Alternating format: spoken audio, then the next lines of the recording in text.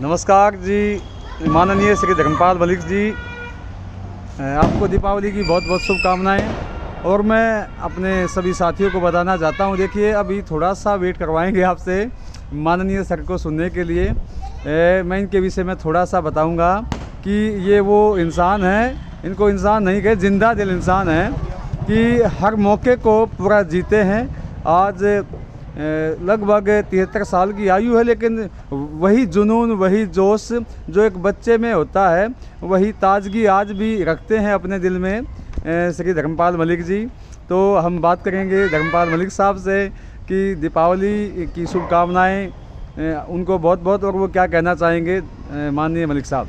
मैं सबसे पहले तो अपने सभी प्रदेशवासियों को, देशवासियों को अपनी ओर से शुभकामनाएं देना चाहूँगा और भगवान से प्रार्थना करूँगा सभी लोग प्रदेशवासी स्वस्थ रहें, प्रसन्न रहें, मस्त रहें, व्यस्त रहें, दुरुस्त रहें और इसी ताजगी के साथ वो आगे बढ़ते रहें और प्रदेश की जो प्रगति है, विकास है, उन्नति है, उसमें अपना सकारात्मक सहयोग देते रहें। मैं ऐसी उम्मीद करता हूँ, ये आज का जो दीपों का त्यौहार है, ये हमें बताता है, ये संदेश देता है कि हम अंधकार से प्रकाश की ओर चलें, जो हमारे अंदर छुपा हुआ अंधकार है उसको बाहर निकालें और सद्बुद्धि के साथ इस प्रकाश को ग्रहण करके और हम अपने सभी मानव कल्याण के लिए सभी प्रयास करें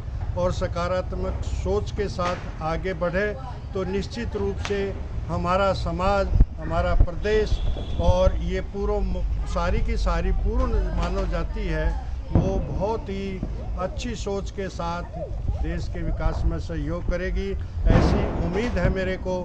और साथ साथ मैं ये भी कहना चाहूँगा इस अवसर पर, जो हमारे समाज में कुछ बुराइयां हैं जी, चाहे वो नशाखोरी की है, चाहे वो दहेज की है, चाहे वो भ्रूण हत्या की है, चाहे वो किसी प्रकार का व्यसन है जो हमारे साथियों में, उससे बचें और उससे एक स्वस्थ समाज का निर्माण करें। और इसी उम्मीद के साथ मैं ये भी अपेक्षा करता हूँ कि हम आपस में भाईचारा जरूर बना के रखें, ऐसे बहकावे में ना आए कि हम एक दूसरे से ईर्ष्या ना करें जी। बहुत अच्छा जी। ईर्ष्या की बजाय हम लोग एक अच्छा स्वस्थ वातावरण में एक प्रतियोगिता के रूप में जीवन को लें और अच्छे कामों में अपना प्रदर्शन करें। इसी शुभकामना के साथ मैं आज सभी से यही प्रार्थना करता हूँ, अनुरोध करता हूँ, अपेक्षा करता हूँ, उम्मीद करता हूँ कि हम सभी एक अच्छी सकारात्मक सोच के साथ जिएं और इस जीवन को एक भार ना समझें, बल्कि इसको बड़े उत्साह के साथ जी अभी लेकर के आगे जी आपने गजब की बात कही है। मैं सभी को बताना चाहता हूँ, माननीय श्री धर्मपाल मलिक जी आकाशवाणी से रिटायर हुए हैं।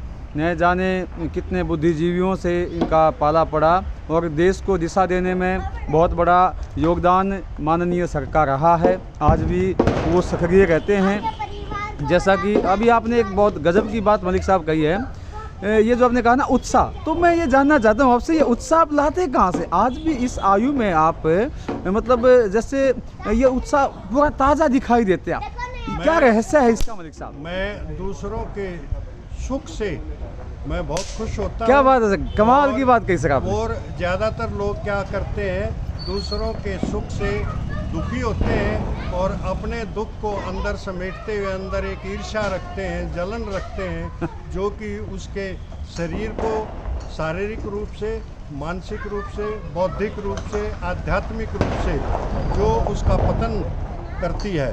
तो जी, मेरा हमेशा यही मानना रहा है कि हम एक अच्छी सोच के साथ, एक अच्छी भाईचारे की भावना के साथ आगे बढ़ें और समाज में एक दूसरे की उपलब्धि का प्रचार प्रसार करें और जो समाज की बुराइयां हैं उनको हम धिक्कारें।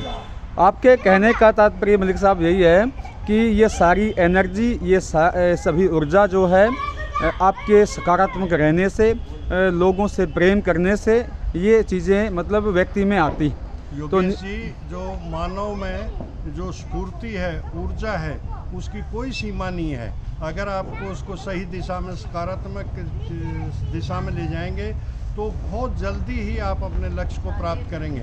अगर आप नकारात्मक दिशाओं में इस ऊर्जा को नष्ट करेंगे तो हमारा अपना भी पतन है, हमारे समाज का भी पतन है। जी बिल्कुल, आपने मलिक साहब बहुत ही महत्वपूर्ण बात रखी है कि हम दूसरों के सुख में प्रसन्न हमें रहना है। ये इतना एक सकारात्मक, इतना पॉजिटिव संदेश आप जो दे रहे हैं, वाकई में जब से हमने मलिक साहब को देखा है तो यही चीज़ मैंने फील की है और इसी की वजह से आज ये तरोताज़ा जो है इतना रहते हैं, ये उत्साह रहता है, ये एनर्जी बनी रहती है।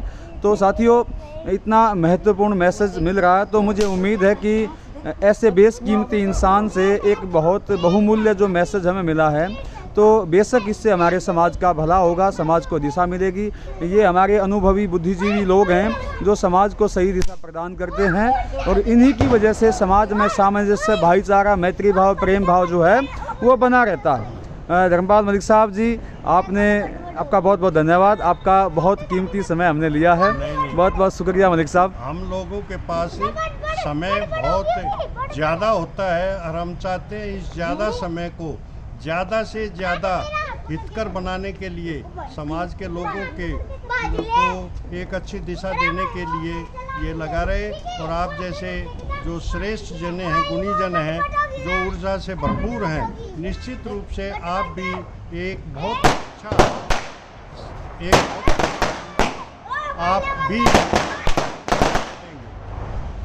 एक छोटा सा मैसेज मैं आज के उन युवाओं के लिए चाहूँगा जो युवा होने के बाद भी बुझे से रहते हैं। तो एक क्या मैसेज ऐसा आप युवा पीढ़ी को देना चाहेंगे कि जो कंपटीशन के दौर से वो जो घबराए हुए हैं, आज जो है बेरोज़गारी का जो आलम है उसको देखते हुए बहुत सी चीज़ें हैं जिनकी वजह से आज का युवा कुछ हताश दिखाई देता है।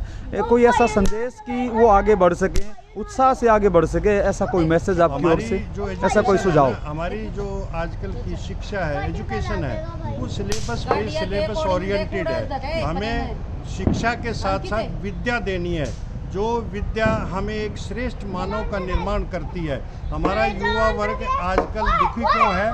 क्योंकि वो शिक्षा ग्रहण तो कर लेता है, रोज़गार उसको मिलता नहीं है। बेरोज़गारी की वजह से वो पथ भ्रष्ट भी हो जाता है, कहीं समाज की उल्टी दिशा में वो चला जाता है, कभी नशाखोरी में पहुंच जाता है, कभी वो संस्कार विहीन होकर के अपने बड़े बुजुर्गों का आदर मान सम्मान भी नहीं करता है। आपके कहने का तात्पर्य है कि आज की जो शिक्षा पद्धति है आप उस पर उंगली उठा रहे हैं और उसका मतलब ये है कि अक्षर ज्ञान तो मिल रहा है विद्यार्थियों को, लेकिन अच्छे व्यक्तित्व का, अच्छे व्यक्ति का, एक अच्छे नागरिक का निर्माण करने में आज की ये शिक्षा पद्धति है वो कारगर या सक्षम नहीं है।